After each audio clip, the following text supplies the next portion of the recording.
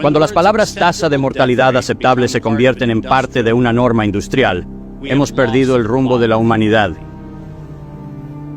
Y no son palabras mías.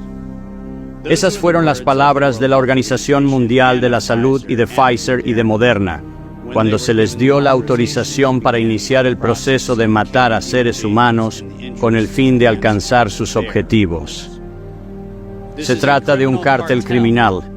Estamos actuando como si la Organización Mundial de la Salud tuviera algún beneficio significativo o favorable que no podemos entender completamente o que no es evidente a simple vista.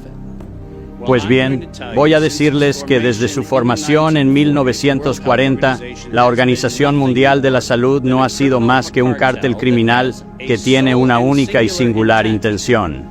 Y les voy a mostrar el documento que prueba lo que estoy diciendo. Esto no es una alegación.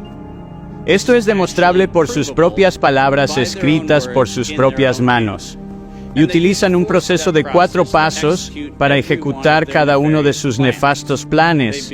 Empiezan planeando un ejercicio, luego se dedican a financiar ese ejercicio, luego crean la justificación de lo que van a hacer, y luego lo despliegan y se benefician de ello. Y en violación de la sección 19 del Código 15 de Estados Unidos, que casualmente comenzó con la ley antimonopolio de Clayton en 1913, el mismo año que los precursores de la Organización Mundial de la Salud, también comenzaron en Estados Unidos. Así que es fascinante que se aprobara la ley Clayton en 1913 y que a su vez se pusiera en marcha la conspiración criminal que ahora llamamos la Organización Mundial de la Salud, 110 años después.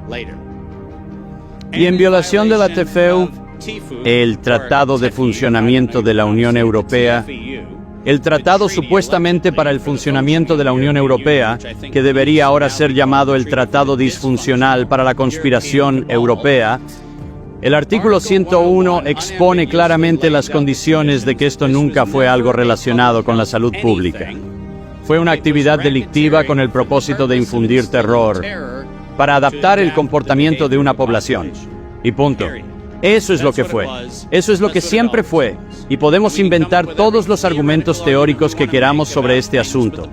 Pero el problema, incluso con la teoría de que tuvimos un brote de algo, es falso por los datos de Zurich que nos muestran que en el año de la pandemia global hubo menos muertes que las reportadas.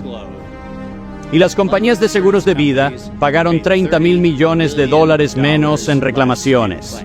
Ahora, si hay un profesional médico o un profesional social o cualquier otra persona que quiera debatir, si es que pudiéramos desarrollar un virus suficientemente capaz de averiguar tu cuenta bancaria, los extractos de tu póliza de seguros, y si estás al día en el pago de tus cuotas, eso sería mucho pedir. Resulta que los datos son inequívocos. No tuvimos una pandemia. Tuvimos un genocidio y tenemos que llamarlo por su nombre. Cuando digo que fue planeado, asegurémonos de que entendamos exactamente la letra no tan pequeña de la letra pequeña. Y quiero llamar su atención primero sobre la columna derecha de la diapositiva. Esto es lo que la Organización Mundial de la Salud, el Wellcome Trust, PATH y la Fundación Gates hicieron en su maravilloso programa mundial para una vacuna contra la malaria para niños menores de 6 meses de edad.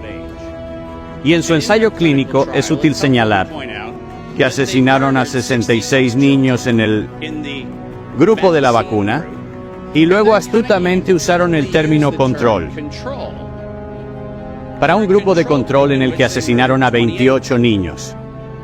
Ahora la razón por la que dije asesinados y la razón por la que uso ese término es porque es exactamente lo que pasó. Porque resulta que este grupo de control no se trataba solo de una inyección de suero salino ni de algo inocente, sino de un cóctel de inyecciones con enfermedades conocidas. También se sospechaba que el grupo de control experimental había causado la muerte de las personas involucradas. Y a pesar de esto, continuaron y resultaron en la muerte de todos ellos. Y astutamente bajo el artículo 5, sección 13 que he puesto en esta diapositiva, quiero que entiendan por qué dije en su formación en 1947. Cuando la OMS fue financiada y fundada por personas con la intención de cometer un crimen debido a su propio lenguaje. La sección 13 del artículo 5 termina con la siguiente declaración: inmunidad de arresto o detención personal, inmunidad de proceso legal de todo tipo. Ahora, si no tenían la intención de cometer un delito, ¿por qué necesitaron darse a sí mismos permanente y absoluta inmunidad de toda forma de enjuiciamiento y, lo que es peor, incluso de todo tipo de investigación para el enjuiciamiento? La gente pretende que eso es como la inmunidad diplomática. ¿Se dan cuenta de que esto ni siquiera cumple con el estándar de inmunidad diplomática?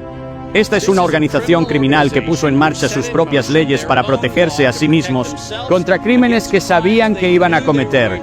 Y cuando digo que lo sabían, quiero decir que eran conscientes de lo que hacían. Porque el doctor René Sant, precursor y fundador de la OMS, quien fue prisionero por los alemanes en Dachau antes de 1940. Y en 1947,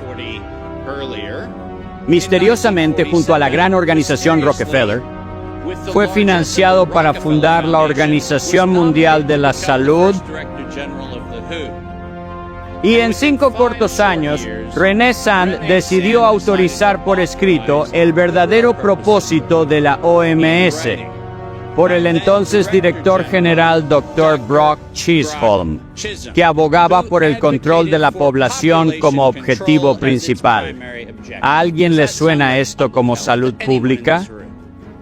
Esto no es salud pública. Se trata del avance del mismo programa genocida que comenzó con la financiación por parte de la Fundación Carnegie de la Oficina de Eugenesia de Cold Spring Labs en Estados Unidos en 1913 bajo la filantropía de Andrew Carnegie. Gente, dejen de engañarse.